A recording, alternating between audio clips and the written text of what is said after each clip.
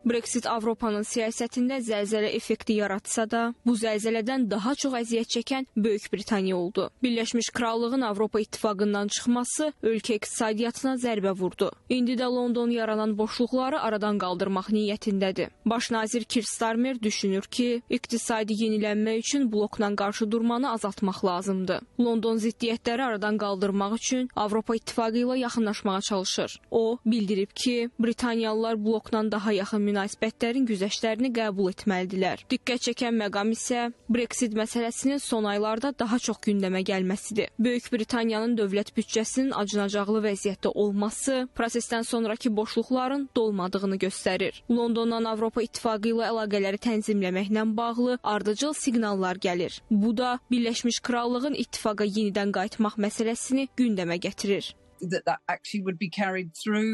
Son sorğulara baxsanız, bu gün əhalinin 57% Avropa İttifaqına yenidən qoşulmağa səs verər. İndi ittifaqdan çıxmağın düzgün addım olduğunu deyən az adam var. Hər iki partiya bu məsələni qaldırmağa çəkinir. Mühafizəkarlar əlbəttə ki, bunu yerinə yetirdiklərini deyirlər. Amma verdikləri vədlərin heç biri yerinə yetirilmədi. Məsələn, miqrasiya problemi Brexitdən sonra artıb. Buna baxmayaraq, Böyük Britaniya Avropa İttifaqının bir çox qanunlarına hələ də riayət edir. İqtisadiyyatın zərbə aldığı isə olduqca aydındır. Hökumət vergiləri artırmalı və ixtisarlar aparmalı oldu.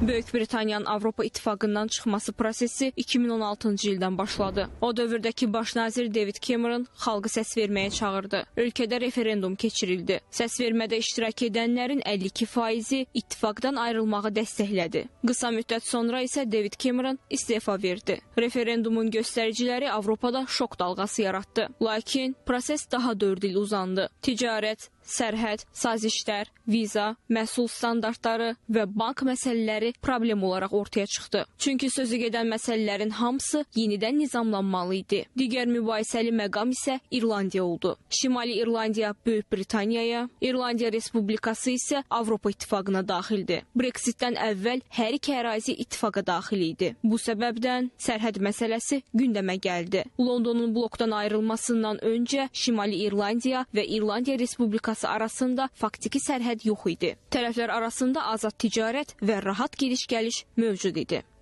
Sərhəd məsələsi De Troubles münaqişəsini gündəmə gətirdi. 1960-1998-ci illər ərzində katolik və protestantlar arasında müharibə baş verdi. Katoliklər İrlandiyaya, protestantlar isə Böyük Britaniyaya birləşmək istəyirdilər. 1998-ci ildə sülh imzalandı. Sərhəd görünməz oldu. Post, nəzarət və yoxlamalar aparılmırdı. Brexit isə tərəflərin yarasını qanatdı. Londonun ittifaqdan çıxması nəticəsində Şimali İrlandiya bloka yad ölkə oldu. İttifaqın qaydasına görə xaricdən gələn mallar yoxlanmalıdır. Birləşmiş Krallıq məcbur olaraq sərhədi Şimali İrlandiya ilə Böyük Britaniyanın arasında çəkdi. Məsələ kütləvi etirazlarla nəticələndi.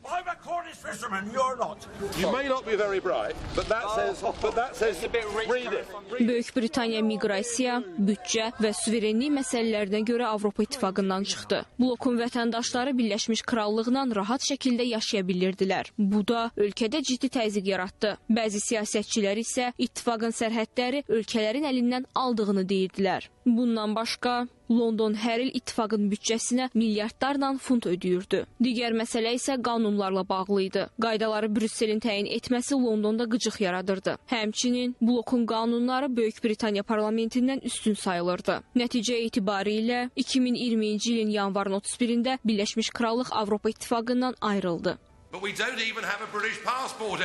Artıq bizim Böyük Britaniya pasportumuz belə yoxdur. Əlbəttə ki, 508 milyon insan üçün mövcud olan Avropa İttifaqı vəsiqəmiz var. İstəyirəm ki, biz Böyük Britaniya pasportu və bayrağı altında yaşayaq. Ölkəmizin nəzarətini və sərhədlərimizi geri almaq üçün səs verə bilərik.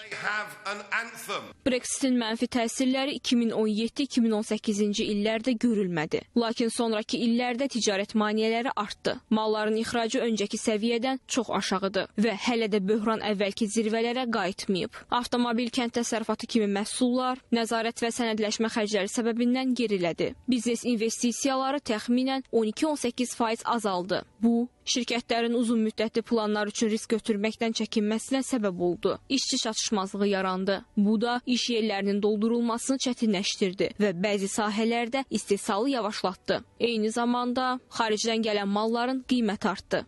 Əlavə bürokratiya təbəqələri, biznesin bütün sənədləşmə işləri, çatdırılma xərcləri və yük daşımaları ilə bağlı çəkdiyimiz əlavə xərclər səbəbindən məhsulumuzun bahalaşması baş verib. Bunların hamısı xərcdir. Biz heç bir müştəri itirməmişik. Biz biznesimizi itirmişik. Təəssüf ki, Brexit biznesə yenidən investisiya qoymaq qabiliyyətimizi əlimizdən aldı. Bu il Avropa İttifaqı ilə Böyük Britaniya arasında sammit keçirilməsi planlaşdırılır. Xarici nəşrlər yazır ki, London İttifaqla əlaqələrini bərpa etsə də, bu onun iqtisadiyyatını dirçətməyəcək. Avropa İslahatları Mərkəzinin məlumatına görə, hökumətin sıfırlanma paketi hələ 10 il ərzində ümumi daxili məhsul 0,3-0,7% arasında dəyişəcək. İngiltərə Bankı və Stanford Universitetinin araşdırmalarına əsasən, Brexitin iqtisadi zərbəsi oxşar dövrdə ümumi daxili məhsulun 8%-nə qədər ola bilər.